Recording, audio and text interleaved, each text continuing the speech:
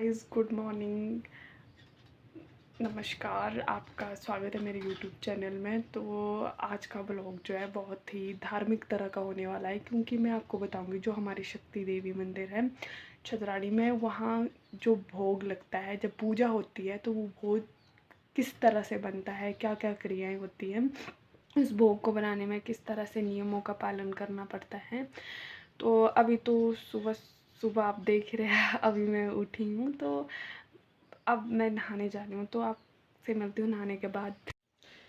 तो मैं नहा के आ गई हूँ। अब आपको बताती हूँ कि सबसे पहले क्या क्या करते हैं। सबसे पहले मैं आपको बताती हूँ कि हमें मंदिर से, मतलब बर्तन मंदिर से ही आए होते हैं। जब हमें पूजा आती है ना, तो जो स्पेशली मंदिर के बर्तन होते हैं उसमें ही भोग बनाया जाता है। तो उसमें आता है एक पातल, पातल जो परात टाइप की होती है उसको पातल बोलते हैं हमारे लैंग्वेज में, और दो कटोरी होती है चांदी की। मैं आपको बताऊंगी। सबसे पहले उसे धोते हैं पनियार में जाकर, अपने घर से धूल लेके जाएंगे, धूल के साथ। और जो स्क्रबर एक टाइप का बोल सकते हैं, कि जो मक्की के बाहर का छिलका होता है ना, उसे हमारी लैंग्वेज में पोचड़ बोलते हैं। उसको ले जाके उसके साथ पनियार में जाके उस पनियार के पानी के साथ साफ़ करते हैं, और वहाँ से एक लोटा या डब्बा भर के पानी का लेके आते हैं, और उसी पानी से आटा गूंथते हैं। आपको मैं आगे वीडियो में बताऊंगी, आप देखेंगे, पर मैं प्रक्रिया बता रही हूँ कि किस तरह से होता है। तो उसी पानी से आटा गूंदेंगे। फिर तो हमारे यहाँ ऐसा होता है कि भोग बनाने से पहले जो है, वो जो आरती करता है और जो भोग बनाती है, जो लड़की या औरत होती है जो भोग बनाती है, वो खाना नहीं खाती, सुबह खाना नहीं खाती है। तो अभी तक मैंने सुबह खाना नहीं खाया है, तो मैं तो कुछ फ्रूट्स दूध पी लिया वगैरह। तो अभी मैं थोड़े फ्रूट्स खा लेती हूँ। तो मैं खा रही हूँ अंगूर एंड संतरा, और थोड़ी देर बाद मैं दूध पीऊँगी। और ये है हमारा देसी स्क्रबर, जो थोड़ी देर पहले मैंने आपको बताया, पोचल, जिसे हमारी लैंग्वेज में पोचल बोलते हैं। इसी से हम बर्तन साफ़ करेंगे। यहाँ मैं लेके जा रही हूँ घर से धूल, जिससे ये सारे बर्तन साफ़ करूँगी। 2 कटोरियाँ, एक पातल, जो डब्बा या लोटा, एंड तवा वगैरह वगैरह।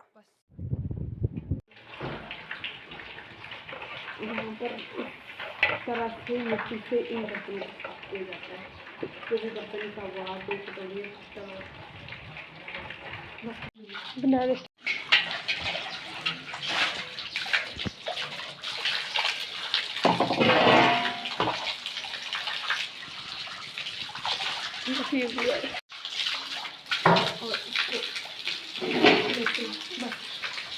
घर पहुंच के सबसे पहले मैं लगा रही हूँ झाड़ू लगाने के बाद जो ये जिस पर भोग बनेगा, आप क्या बोलते हैं मुझे नहीं पता, इसको अच्छे से लेपा जाता है। और जहाँ भोग बनाया जाता है, जो एरिया होता है ना, जहाँ पे खाना वगैरह भी बनता है, उस एरिया को अच्छे से लिपाई की जाती है, एक तरह से साफ़ किया जाता है, कुछ भी ऐसे जूठा वगैरह पड़ा होता है। तो यहाँ पर मैंने अपना जो हमारा पारंपरिक परिधान है वो पहन लिया। इसे दोड़ू बोलते हैं। दोड़ू लगा के हमें पूजा करने, मतलब भोग बनाना होता है दोड़ू लगा के। And you can't where any type of lower, और इसको ही पहनकर भोग बनाया जा सकता है। ये पुरानी परंपरा चली आ रही है, और यही परंपरा हम आगे पीढ़ी दर पीढ़ी चला रहे हैं।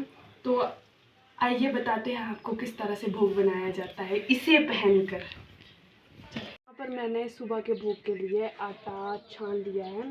सुबह हमें 12 फुलके बनाने होते हैं भोग के लिए, और रात को 9 फुलके बनाने होते हैं, क्योंकि सुबह शिव जी भगवान के लिए भी 2 या 3 फुलके चढ़ते हैं, रात को वो नहीं चढ़ते, तो रात को 9 ही बनाते हैं।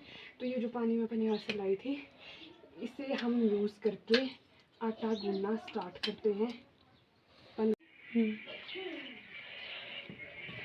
बस यहाँ पर हमने आटा गूंद लिया है 12 फुलकों के लिए। और इस भोग की स्पेशल बात ये होती है कि ये नॉर्मल साइज़ के जो फुलके होते हैं उससे थोड़ा साइज़ बड़ा होता है। पहले टाइम में बहुत बड़े बड़े होते थे, पर अब थोड़ा नॉर्मल साइज़ हो गया है, वो मैं आपको बताऊँगी वीडियो में। बस तो आप देख रहे हैं, ये मतलब इस साइज़ का फुलका बनता है माता के भोग के लिए। तो अब देखिए, ये इतना बड़ा।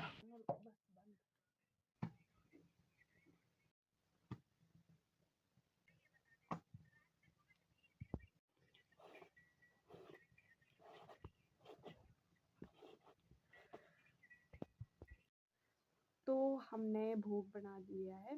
भोग को आग पर ही बनाया जाता है। तो अब भोग बन गया है, तो जो हमारे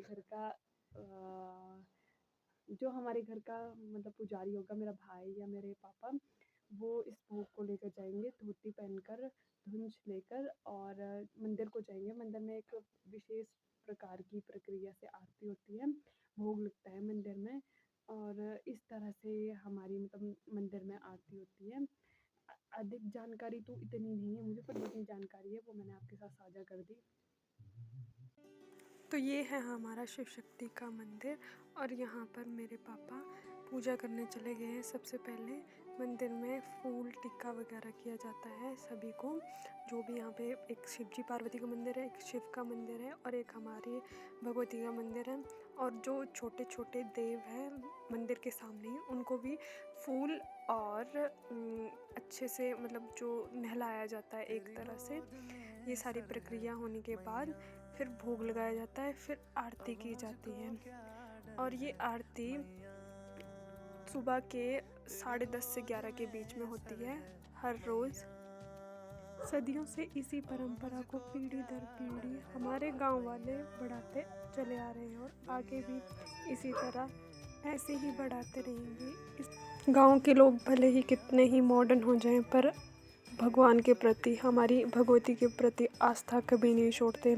ऐसा कहा जाता है कि अगर आप कभी भी घर से बाहर हो तो भगवती हमेशा आपका साथ देती है। और ये चीज़ें बहुत सारे लोगों ने एक्सपीरियंस की है, उनके एक्सपीरियंस के बेसिस पर मैं आपको बता रही हूँ। और यहाँ पर लोग दूर दूर से आते हैं, और बहुत दूर दूर से लोग आकर यहाँ पे जगराता देते हैं, और बहुत सारी मनोकामनाएं पूरी भी हुई है। अगर आपको कभी समय मिले तो हमारे मंदिर में, शिव शक्ति मंदिर छतराड़ी, जो कि चंबा में स्थित है, ज़रूर आएँ, ज़रूर आके दर्शन करें और अपना एक अनुभव साझा करें। और हमें कमेंट में बताना ना भूलें कि आपको ये वीडियो कैसी लगी। लाइक, कमेंट, शेयर ज़रूर करें, और मेरे चैनल को सब्सक्राइब करें। और कभी भी आपका यदि हिमाचल प्रदेश के चंबा डिस्ट्रिक्ट में आने का मन करे तो शिव शक्ति मंदिर छतराड़ी ज़रूर विज़िट करें। ये चंबा से सिर्फ 48 किलोमीटर्स की दूरी पर है, और अब तो मंदिर के नीचे ही सड़क बन गई है, तो आप आराम से विज़िट कर सकते हैं, ऐसा कोई इशू नहीं है।